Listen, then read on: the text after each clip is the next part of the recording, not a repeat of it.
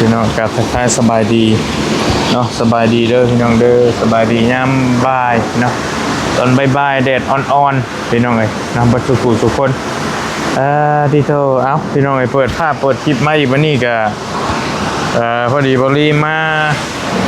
เอารถเข้ามาอัดฉีดก่อนพี่น้องเพราะว่าบ่ได้ล่างเพิ่นป้าเราจะว่าสิเป็นอาทิตย์ปลาย2อาทิตย์แล้วประจักมาล่างเพิ่นก่อนจักหน่อยเนาะพี่น้องเนาะพอดีบริออกมาเอาเนี่ยพี่น้องเอ้ยออกมาเอาเครื่องเนาะมีทางผู้ใหญ่ใจดีหรือว่าผู้ใหญ่ใจบุญเพิ่นฝากเครื่องมาให้นางพันมาให้น้องพันเท่านี้แหละเนาะพี่น้องเนาะจักซีเมนต์ยังอยู่ในนี่กะเดี๋ยวถ้าไปแกะเบิ้งน้ำกันผู้แหละอยู่เพื่อนน้องพันผู้แหละเนาะกล่องให้น้องพันพี่น้องพอดีบอลลี่เองก็อันน่ะก็อยู่เฝ้าเม่ฮะแหละพี่น้องแล้วก็ทางบ่อเตียงมาเปลี่ยนแล้วก็เลยได้มีเวลาออกมาเพราะว่าต้องอยู่เฝ้าเม่อย่างใกล้ชิดเนาะให้คนใดคนหนึ่งอยู่แล้วก็คนใดคนหนึ่งก็ต้องไปเห็นนะ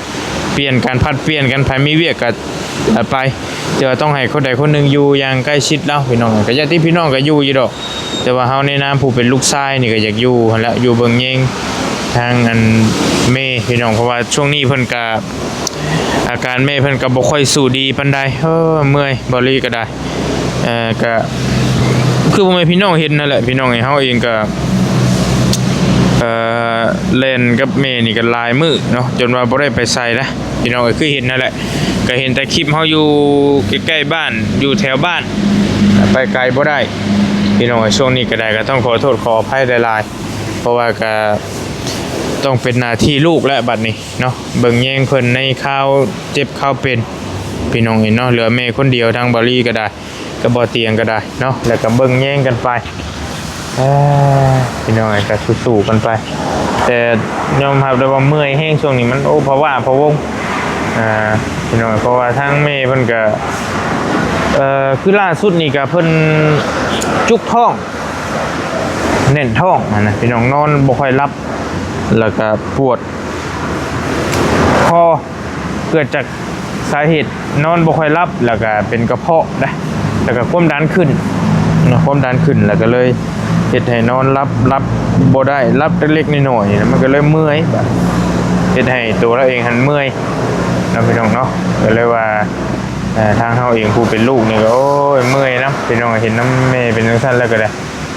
ก็บ่สบายจิตสบายใจให้ละจะได้มันได้เป็นแหละพี่น้องเพราะว่า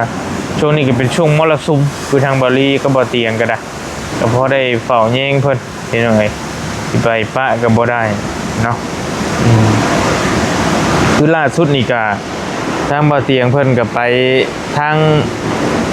งมงายนั่นแหละตามที่ไอ้เตียงถ่ายคลิปไปเมื่อวานนี่บอลลี่ไปเมื่อวานนี่บอลลี่เป็นคนไปแต่ว่าบอลลี่บ่ได้ถ่ายคลิปดอกเมื่อวานนี่บอลลี่เป็นคนไปแล้วก็ไปคุยไปอย่างต่างๆก็เพิ่นแหละแต่บ่ได้ถ่ายคลิปถ่ายทำอีหยังดอกเนาะเมื่อวานนี่ก็ได้พี่น้องแต่ว่ามื้อนี้แหละทางไอ้เตียงไป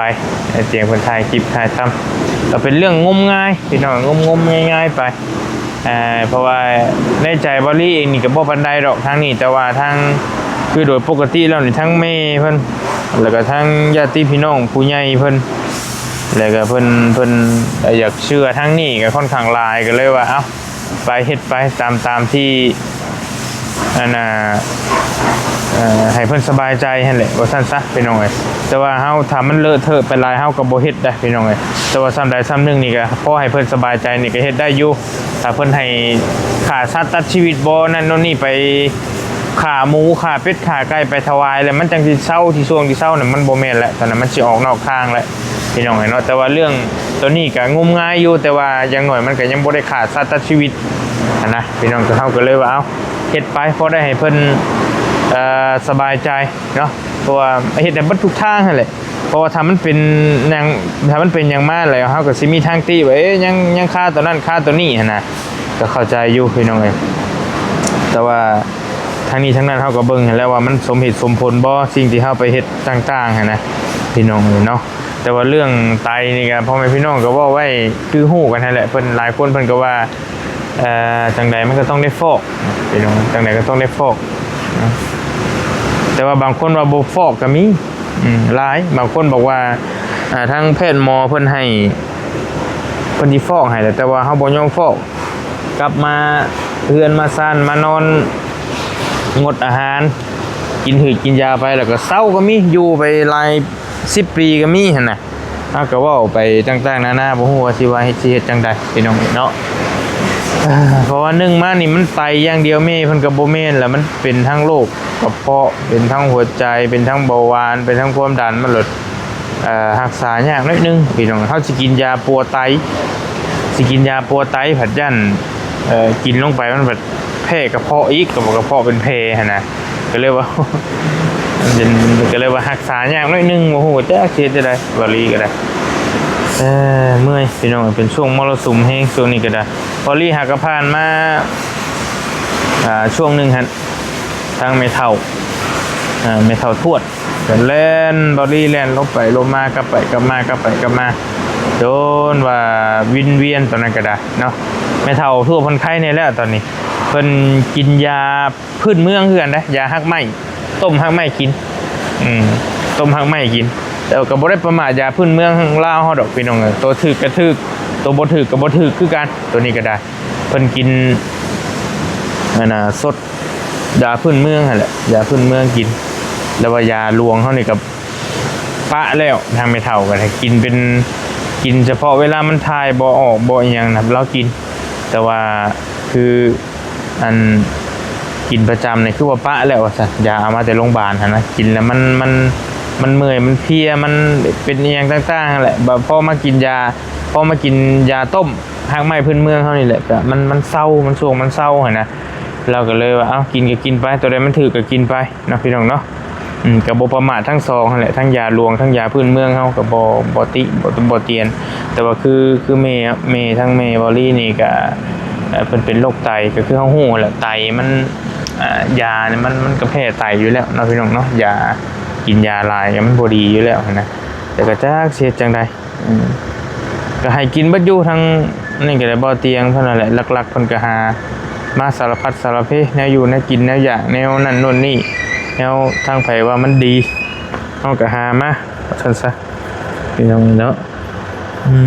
ก็จังใดก็ฝากเนาะพี่ฝากน้องพี่น้องเอ้ยส่งกำลังแรงใจมาให้นี่เนาะป้าถ้าเมื่อยแห้งช่วงนี้ก็ได้มรสุมกำลังเข้าพี่น้องพอได้ไปสาย4-5 มื้อเดี๋ยวไปจะอยู่บ้านนี่แหละนอนเฝ้าแม่แล้วบัดคืนเมื่อคืนนี่ก็ได้ทางบาลีก็ได้มานอนกับน้องยุลิมานอนกับลูกสาวมานอนน้ำกันอยู่หั่นแหละนอนกันเบิดเลย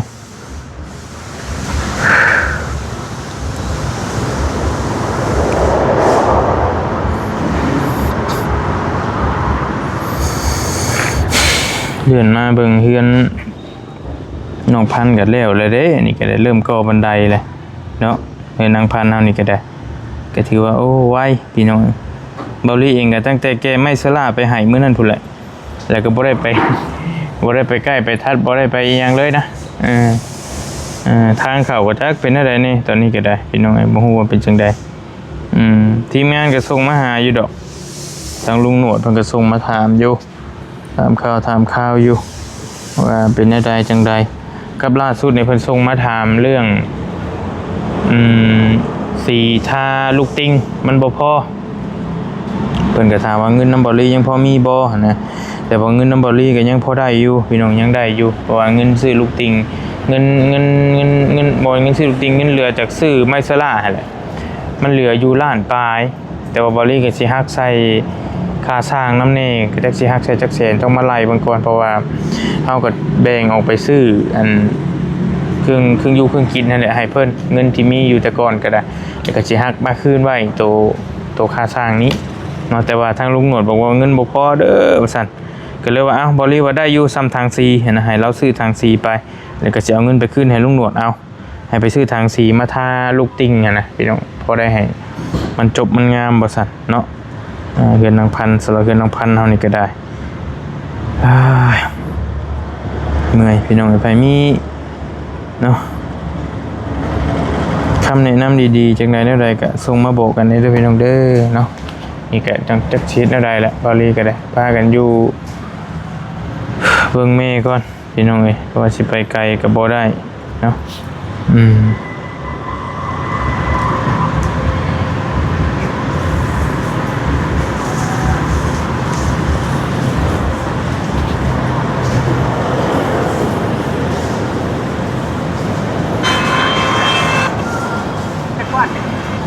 คนกันลิ้นเอาแถวว่านะพี่น้องกู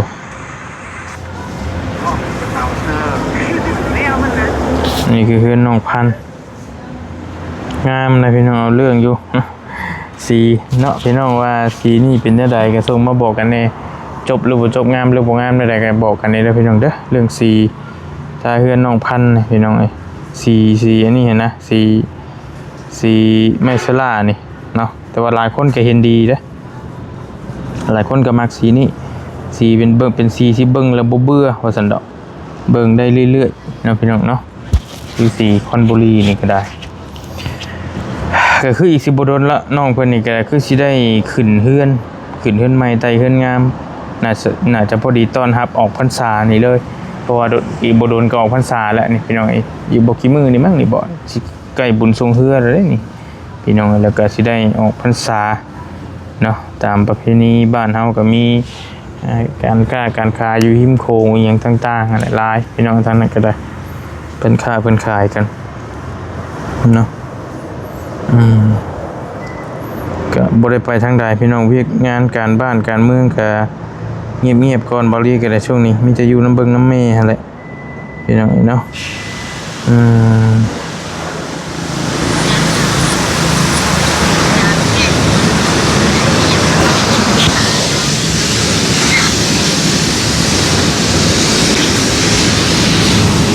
FC เพิ่นก็ส่งมาบอกว่าหลายพี่น้องเนาะ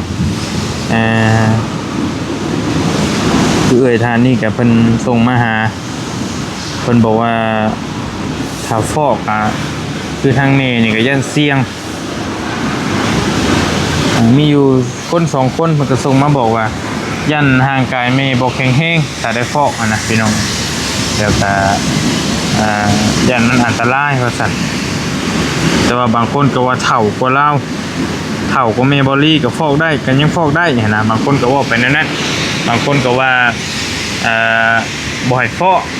เอาก็จักสิว่าแนวใดพี่น้องแต่ว่าเสียงส่วนหลายก็ให้ฟอกนั่นแหละแต่ว่าบางคนก็มีว่าบ่ให้ฟอกก็มีคือกันบ่ต้องฟอกเด้อนั่นนี่อันตรายนะเฮาก็รับฟังไว้พี่น้องเอ้ยตัวใดมันเป็นประโยชน์เฮาก็จังมาประยุกต์ใช้ยังจังมานำมาใช้มาบอกมานี่กันพี่น้องเนาะกับมีอันนี้ก็นี่เราส่งมาบอกว่าตัวนี้นี่ขาบ่ฟอกดิเราส่งมาให้เราส่งรูปมาให้เลยอันนี้คือผัวแล้วนี่แหละบอกทำอันนี้เพิ่นกรณีเพิ่นบ่ฟอกแล้วว่ะก็เลยเฮ็ดให้เสียชีวิตนี่เพิ่นบ่ฟอกตายมันฮอดข้าวไผข้าวมันน่ะพี่น้องเอ้ยบางคนก็บอกว่าหมอเพิ่นให้ฟอกจนว่าถ้าบ่ฟอกแล้วเจ้าสิตายสถานเดียวแต่พอเฮากลับมาบ้านมาใช้ชีวิตปกติงดอาหารกำกับอาหารก็กินยาอย่างต่างๆไปก็ดีก็เศร้าไปก็มีคือว่าหั่นแหละเนาะเอาบ่ฮู้สิฟังความไผบางคนก็บอกว่าดีบางคนก็บอกว่าบ่ดีบางคนก็บอกว่าถ้าบ่ฟอกนี่จังได๋เจ้าก็ต้องตายเจ้าก็ต้องเสียชีวิตอีหยังสินะ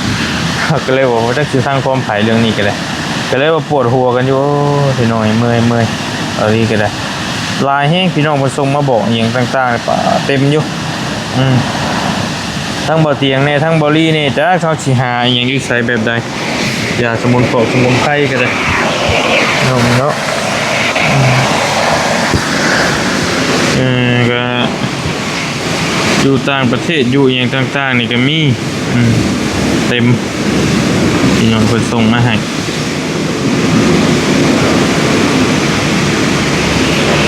คือล่าสุดนี่ก็เมื่อคืนนี่ก็เพิ่นก็ส่งมาบอกบางคนก็บอกว่ามีศูนย์ เป็นศูนย์ยาพื้นเมืองอยู่กรุงเทพมหานครบอกว่าให้ไปเอามาให้แม่กินนั่นก็ยังบ่ทันได้ลงรายละเอียดนํอยู่พี่น้องทางบริอยู่หั่นก็ได้เพิ่นบอกว่ามีศูนย์ปูดปินปัวโรคหลายโรคว่าซั่นอยู่หั่นก็ได้เป็นเกี่ยวกับยาพื้นเมืองนี่แหละยาสมุนไพร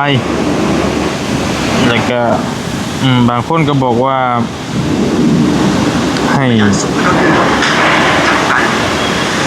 ที่มาให้คำแนะนำในการปฏิบัติ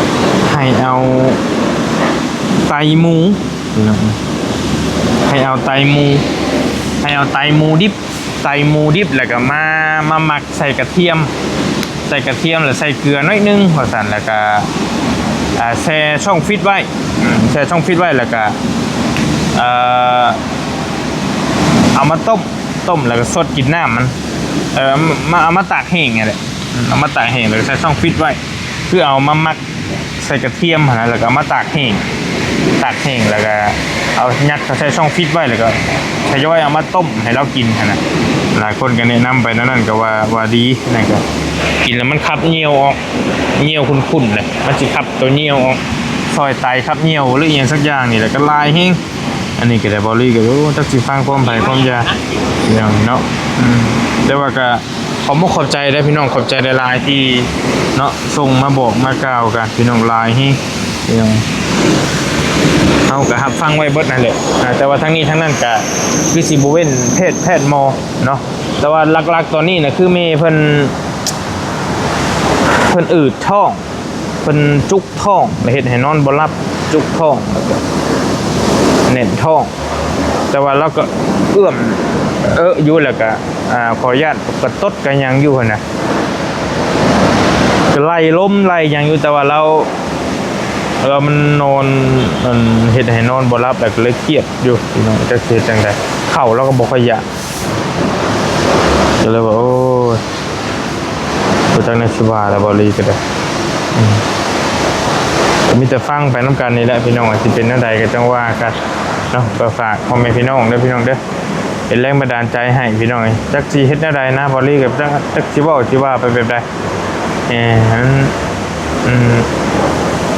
เมื่อยเนี่ยแหละมันดีเขาก็ซอกหามาเบิด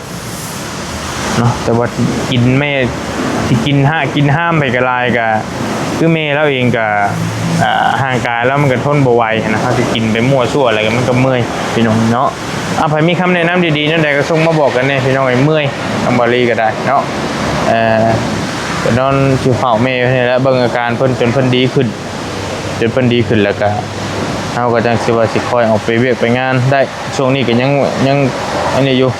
ถ้ามีเวลาก็สิญาติไปให้แล้วพี่น้องไอ้เบิ่งตัวจริงน้ำกันเบิ่งเพิ่นดีขึ้นแน่หั่นนะแต่ช่วงนี้ก็ยังนักอยู่เนาะก็มีแต่สิเอากล้องนี่แหละเตรียมไปให้น้องพันธุ์จักยามใดแล้วสิได้ไปจักมื้อใดจังใดก็จังว่ากันเนาะถ้าไปมาสิได้ไป ขึ้นเฮือนเพิ่นที่เดียวและน้องพันธุ์กับบอดี้เบิ่งนี่ก็ได้เพราะว่ามันหึงแห้งแหละบ่ได้ไปเนาะเพิ่นเฮ็ดเฮือนจนสิแล้วบ่ล่ะแต่ยังมีแต่ค่าสร้างและนำบอดี้ก็เหลือแต่ค่าสร้างก็สิเอาเงินไว้ซื้อทางซีให้ลุงหนวดนั่นแหละเล็กๆน้อยๆค่าซีนะพี่น้องเนาะไปในใดก็ต้องว่ากันได้พี่น้องเด้อขอบมุกขอบใจขอบบุญขอบคุณได้หลายบอดี้ก็มานั่งเฝ้ามานั่งล่างรถรอรับเอารถแล้วก็จังสิไปต่อวันนี้สิไปอันนี้อยู่ผมเพลงไปอยากตัดอยู่หัวหยุ่งหัวยองเมื่อไรพี่น้องไปเบิ่งก่อนได้ก็ได้นะส่งกำลังแรงใจมาให้กันเด้อผมขอบใจได้ลายพี่น้องไอ้ช่วงนี้ก็เป็นช่วงมรสุมเนาะชีวิตก็จักสิว่าจังไดพี่น้องไอ้ไปอยู่ดีมีแฮงผมขอบใจได้ลายพี่น้องบ๊ายบายเด้อจักสิว่าได้ต่อเนาะขอบใจได้ลาย